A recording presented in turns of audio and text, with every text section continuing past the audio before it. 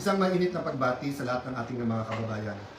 Napaka-importanting pagtatalakay ang gagawin po natin ngayon. Hiningi po na makinig po tayong lahat, mga kababayan sa Luzon, Visayas, Mindanao, lalong-lalo po ang ating mga OFW. Umpisahan ko po na kahit gaano kabigat ng problema, tayo'y parating magpapasalamat sa Panginoon. God is sovereign, He is in control. Man creates the crisis, but God gives the solution.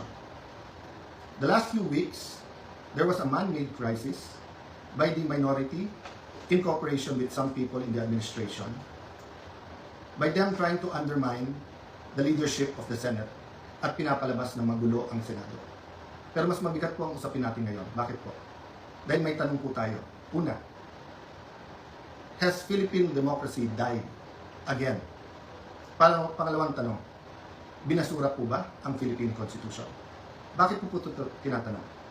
Simple po, ang nakalagay sa konstitusyon ng Pilipinas, pwedeng mag-conduct ng business ang Senado by a majority of all its members.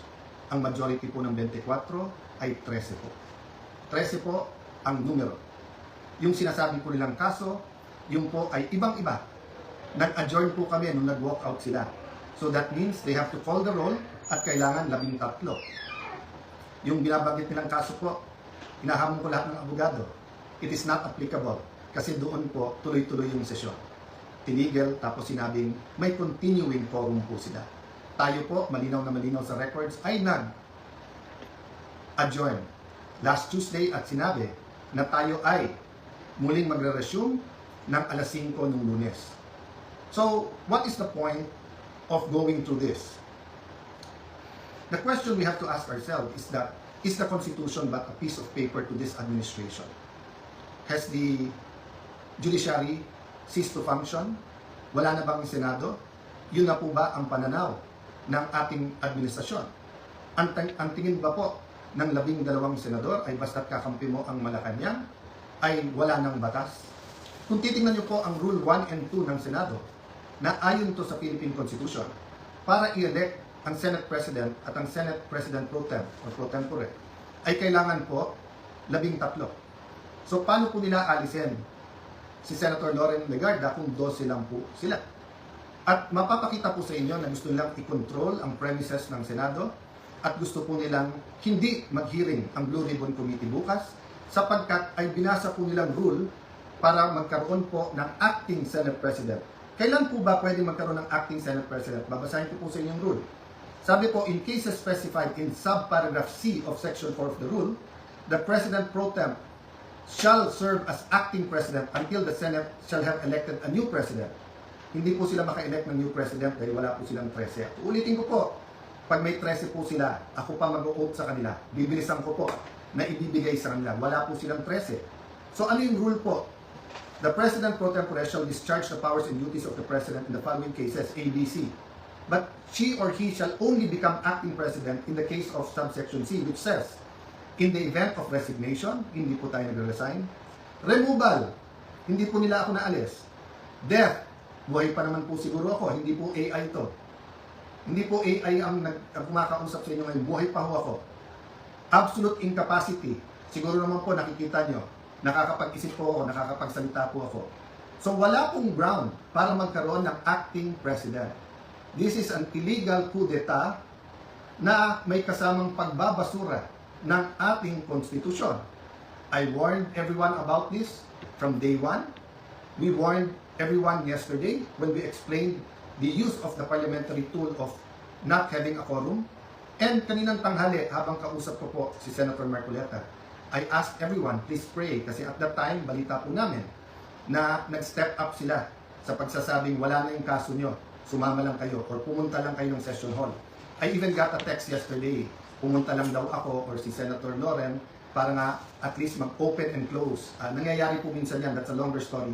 Pero naramdaman ko na po kahapon na baka may isang dumating, so 12 plus 1 equals 13.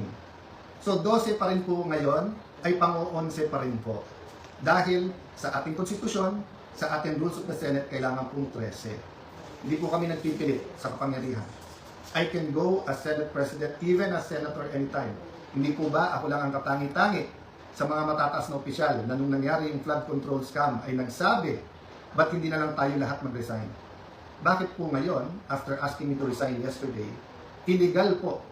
Actually po, hindi nila ako tinanggal. Naglagay ng acting. Senator Win, Lucian, ingat kayo dyan. You're playing around with fire. This is not just about the Senate. This is about the Philippine Constitution. Mga kababayan, sabi nila, ginawa nila to kasi naipit ang trabaho. Wala naman po silang ginawa ngayon. Kung hindi baguhin ang mga committee para walang Blue Ribbon committee hearing bukas. Para hindi maimbitahan ang 18 Marines. Pinalitan nila ang presiding officer. Bakit po? Nagpakita po ba ako ng kahit anong partiality sa conduct or pag-usog ng impeachment court? Alam niyo po, madidelay po ang impeachment sapagkat pag pinalitan ang rules ay kailangan pa ho na magkaroon ng publication. So pati po ang ating mga arrangement ngayon magbabago. Bukod pa ho doon, pwede mag-motion for reconsideration kung legal. Ang problema, illegal po ang sesyon kanina. So this is their answer to the crisis they made. From May 11 till now, crisis after crisis, pinapasok yung NBI noong May 11, binaboy din tayo noong May 13, pagkatapos issue after issue, at ngayon naman po, instead of a simple adjournment sine die, kung saan meron tayong isang buwan na magtrabaho mga committee, pagkatapos uumpisa na natin ang impeachment, they're going to bring the Senate and the country into a political crisis. Ako'y nakikiusap sa lahat. Correct your mistakes. Wala namang problema because I issued an advisory kanina na nakasinedya tayo. The country is already in economic crisis. Hindi lang nararamdaman to ng mga upper class. The world is in crisis because of what's happening in Israel, Iran, US, in what's happening with that conflict.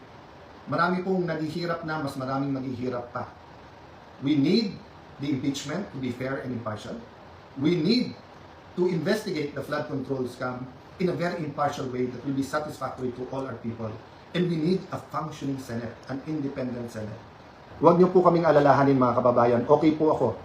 They can try to remove me, they can kill me, but they will not kill the idea of a democratic Philippines led not by men, but by laws, led by the Philippine Constitution. Kung sabi niyo po, at natatawa yung iba that the Senate is under attack, 2023 pa lang ho, yung PI, gusto kong amendahan yung Constitution. After magsalita si Senator Ailey, wala daw katotohanan yun. Ngayon po, binasura ang Constitution. Ano ba tingin yung kasunod nito? So mga kababayan, again, God is sovereign. Let's all reflect on this and pray.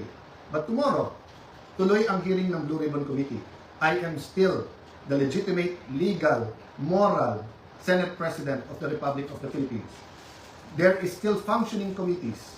We have to hear the testimonies. Invited po, pati po yung mga gumawa ng illegal ngayon.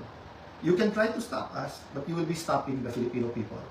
So sa ating mga kababayan who wants to pray or have a prayer vigil sa Senado bukas, pumunta po kayo. Pag hindi po kami pinapasok, sama-sama na po tayo outside the Kulambo. Ang problema po, pag in-outside nyo the Kulambo, ang mga legitimate leaders ng Senado, para nyo na pong sinabing sinunog nyo po ang Philippine Constitution. Sana naman po, tonight, makapag-isip-isip ang mga gumagawa nito. Again, sincerely po, we pray for all of our leaders and we tell everyone here, let's pray for our country and may God bless the Philippines.